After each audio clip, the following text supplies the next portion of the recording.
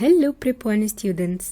وصلنا مع بعض لآخر lesson في اليونت دي هنتكلم فيها عن الميكروبس. من اسمهم كده يا شباب الميكروبس هم microscopic living organisms. يعني ايه برضو microscopic؟ يعني they cannot be seen by naked eye. امال بنشوفهم ازاي؟ بنشوفهم باستخدام الميكروسكوب. الميكروبس are found everywhere around us including inside our bodies، يعني موجودين في كل حتة حوالينا حتى جوه جسمنا.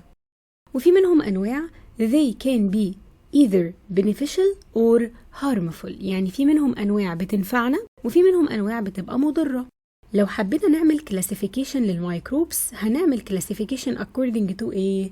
two groups اللي هم البروكاريوتس واليوكاريوتس. طبعا احنا أخدنا الفرق ما بينهم في الدرس الأول، والإكزامبل اللي عندي من الميكروبس البروكاريوتس هي البكتيريا. هنتكلم عن 4 أنواع هما الروت نوديول بكتيريا والديكمبوزيشن بكتيريا، لاكتيك أسيد بكتيريا، والثلاثة دول بيعتبروا بينيفيشال، والسالمونيلا تايفي بكتيريا ده النوع الهارمفul أو الضار، وهنتكلم عنهم بالتفصيل بعد شوية. بالنسبة لليوكاريوتس هنقسمهم لبروتوزوا وفانجي.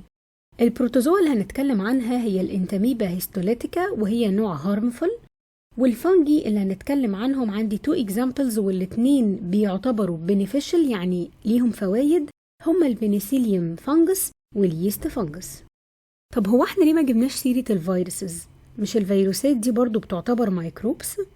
المفاجأة يا شباب ان الفيروسز are neither classified as prokaryotes nor eukaryotes، يعني ولا هينفع نحطهم مع البروكاريوتس ولا هينفع نحطهم مع اليوكاريوتس. طب ايه السبب في كده؟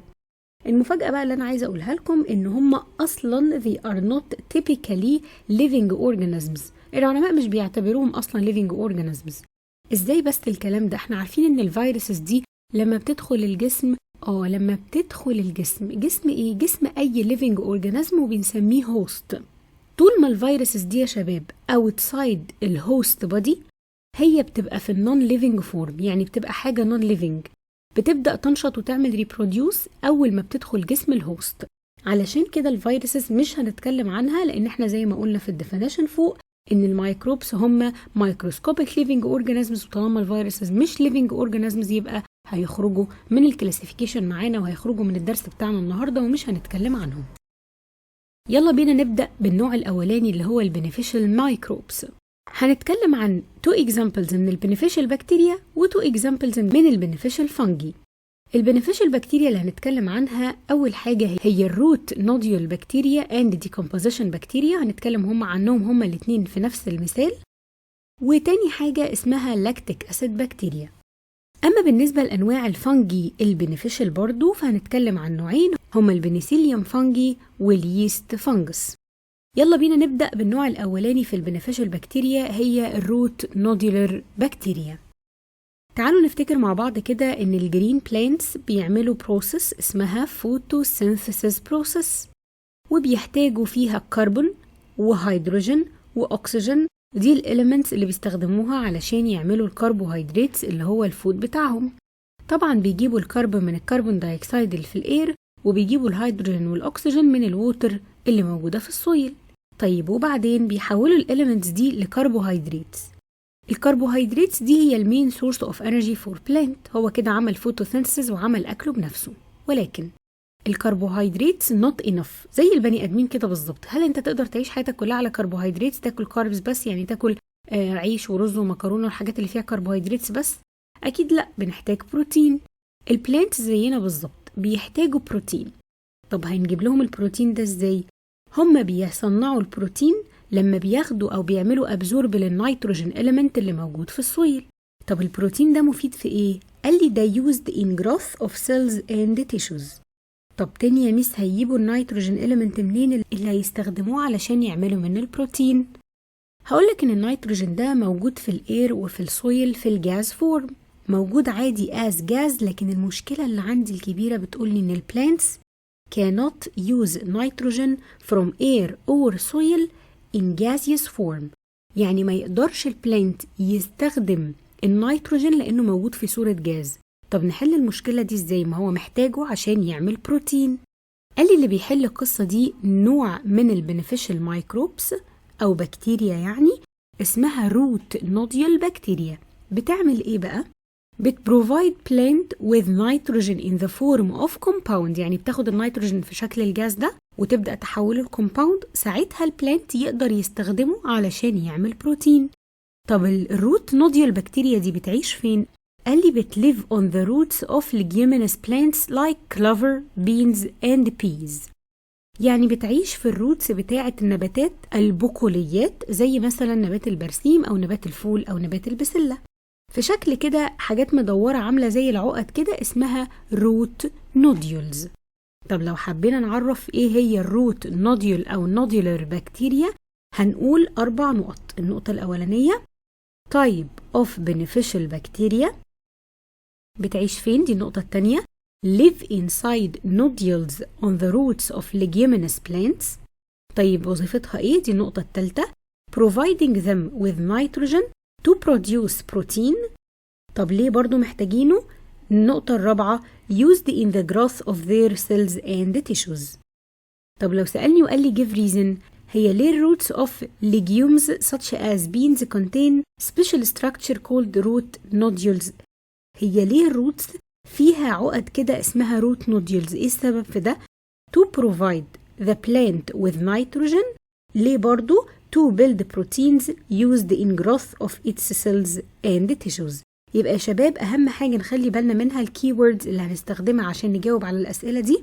هما أول حاجة نقول إن الروت نوديولز دي بتعيش في أماكن بتبقى موجودة في الروتس، وظيفتها provide plant with nitrogen. ليه؟ to build proteins عشان يعمل البروتين. ليه برضو؟ used in the growth of its cells and tissues. من اللايف ابليكيشن اللي ليها علاقة بالجزء ده انه after harvesting leguminous plants، يعني بعد ما المزارعين بيعملوا حصاد او بيحصدوا الفول اللي زرعوه او البسلة او whatever النبات اللي كان شغال موجود عندهم ده وبيعملوا له حصاد، بيعملوا ايه الفارمرز؟ leave their roots in the soil. يعني لما بييجوا يحصدوا البلانت بيسيبوا الروتس موجودة في السويل. طب ما انا اصلا قصيت النبات من فوق، يعني هو انت سايب الروتس ليه؟ قال لي هنا بقى تيجي الفانكشن بتاعة النوع التالي اللي هم اسمهم decomposition bacteria. بيعملوا ايه؟ بمنتهى البساطة بيعملوا decompose للروتس دي، يعني بيحللوها لإيه؟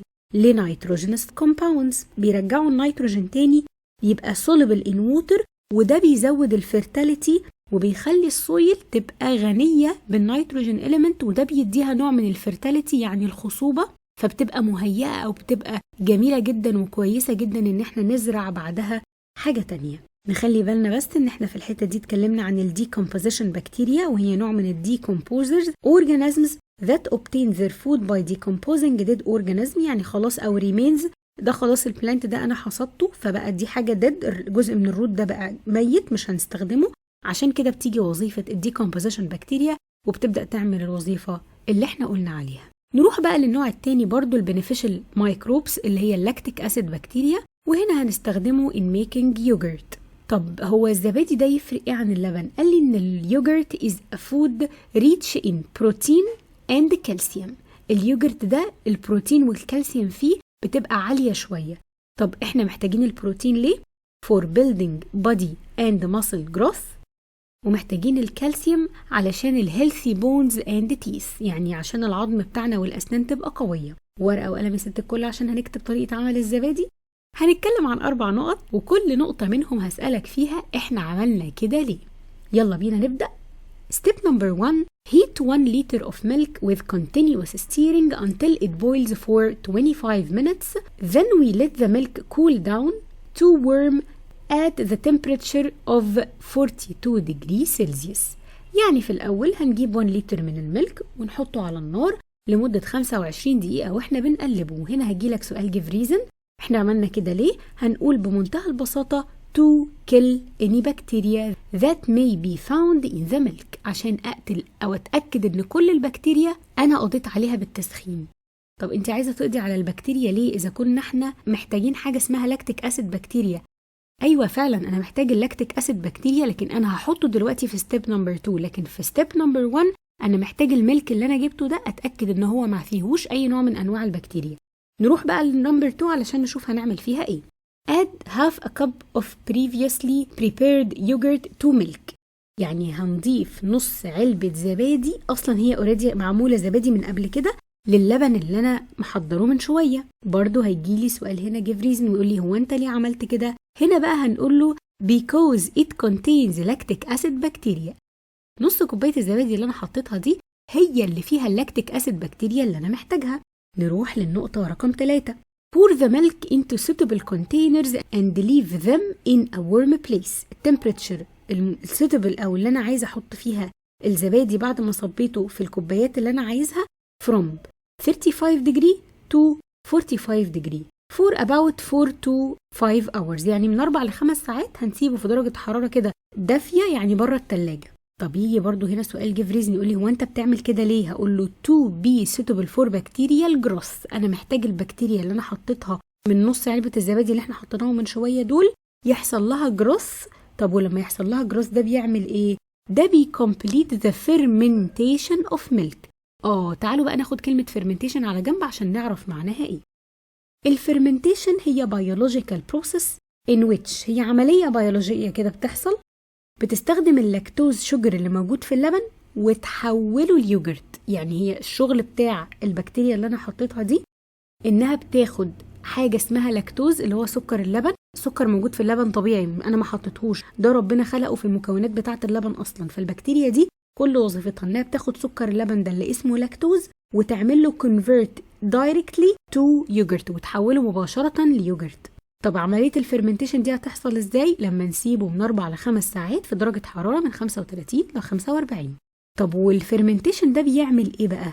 cause the milk to coagulate يعني بيثكر، فيخلي الملمس او التكستشر او الكثافة بتاعة اللبن تتقل ويتحول لزبادي. الزبادي طبعا احنا عارفين الملمس بتاعه جامد كده عن اللبن مش سايل زي اللبن. وكمان بتتشينج its taste into distinctive sour taste of يوجرت ويبدأ يتحول طعمه. لو انت مثلا دقت شوية لبن كده ودقت معلقة زبادي هتحس ان معلقة الزبادي فيها طعم صور كده، وهو ده الإفكت او ده الشغل اللي بيعمله اللاكتيك أسيد بكتيريا. يبقى الميلك كواجيليشن اللي هي عملية الثيكنس انه يتخن في القوام بتاعه كده هي البروسيس اللي بيتحول فيها الميلك من الليكويد فورم تو بنقول عليها سيمي سوليد فورم. هو ما تحولش لحاجة صلبة جامدة، لا هو سيمي سوليد.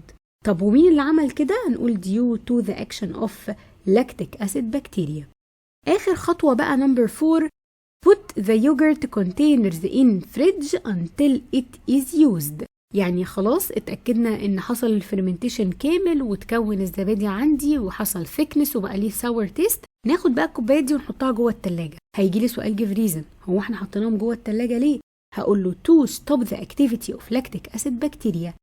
يجي حد هنا لطيف قوي يقول لي يا ميس طب انا لو ما حطيتش الزبادي جوه التلاجة what will happen؟ هقول له الاكتيفيتي بتاعت اللاكتيك اسيد بكتيريا والكونتينيو، تفضل البكتيريا شغالة وتعمل بروديوس مور لاكتيك اسيد، وده بينكريز اليوجرت اسيديتي، تلاقيه بقى طعمه بقى حامض ما تقدرش تدوقه اصلا، وكمان بيوصله لسبويل اتس تيست، ما تقدرش تاكل منه تحس ان هو بايظ. فاحنا لازم نخلي بالنا انه بعد ما عملية الفرمنتيشن تتم لازم نحطه في التلاجة. واجابتنا هنا هتبقى to stop the activity of lactic acid bacteria. نقدر نعمل conclusion لطريقة عمل اليوجرت اللي احنا اخدناها دلوقتي دي في جملة كده بتقول ان اللاكتيك اسيد بكتيريا convert lactose اللي هو between brackets milk sugar into lactic acid، واللاكتيك اسيد ده gives yogurt its distinctive sour taste and thickness. من اللايف ابليكيشن اللي ليها علاقة بالجزء ده برضو انه ساعات الناس وهي بتيجي تعمل مخلل زيتون بتحط معلقة سكر في المحلول اللي عملت فيه الزيتون ده. ثواني بس يا مس، بتعمل مخلل، المخلل ده بيبقى مالح، هم هيحطوا معلقة سكر ليه في المخلل الحادق ده؟ عشان الشجر اللي احنا حطيناه ده acts as a food source for beneficial bacteria، يعني كأني حطيت شوية بكتيريا كده جوه المحلول ده. طب والبكتيريا دي هتعمل ايه؟ بتحول الشجر into lactic acid، فبرضو يعني هتعمل ايه؟ بتقلل البيترنس of the olives and improve the taste، يعني بيبقى فيه مرارة كده في المخلل الزيتون، فبنحط معلقة سكر بتعادل المرارة دي او بتسحب المرارة دي لانها بتعتبر مصدر للبنفيشال بكتيريا. الحمد لله كده خلصنا فقرة المطبخ. ندخل بقى على البينيفيشال فانجي وهنتكلم فيها عن نوعين برضو. أول نوع هو البنسيليوم فانجي، والبنسيليوم يا شباب فيه منها نوعين. نوع اسمه بنسيليوم روكفورتي فانجس، ودي اللي بنعمل منها الجبنة الركفور، ودي مسؤولة عن distinctive taste and various colors، يبقى بنستخدمها عشان used in making roquefort cheese responsible for its distinctive taste and various colors. زي ما احنا شايفين في الصورة قدامنا كده، ده شكل الروكفور تشيز، طلع لي الجبنة بالشكل ده. النوع التاني من البنسيليوم فانجي اسمه بنسيليوم نوتاتم فانجس، ودي اكتشفها عالم اسمه ألكسندر فليمنج. اكتشف ان البنسيليوم نوتاتم secretes a substance that stop the growth and reproduction of a certain types of bacteria، لأن البنسيليوم نوتاتم دي بتطلع مادة بتقدر تقضي أو توقف الريبرودكشن بتاع أنواع معين من البكتيريا. ففليمنج عمل extract from this substance، بدأ يستخلص من المادة اللي طلعت من البنسيليوم دي antibiotic وسماه بنسلين. فالانتيبيوتيك ده بنستخدمه to kill bacteria that cause some diseases، يعني في شوية أمراض بنستخدم فيها انتيبيوتيك. الانتيبيوتيك ده جبناه منين؟ من مادة طالعة من البنسيليوم نوتاتم فانجس. مين اللي عمل كده؟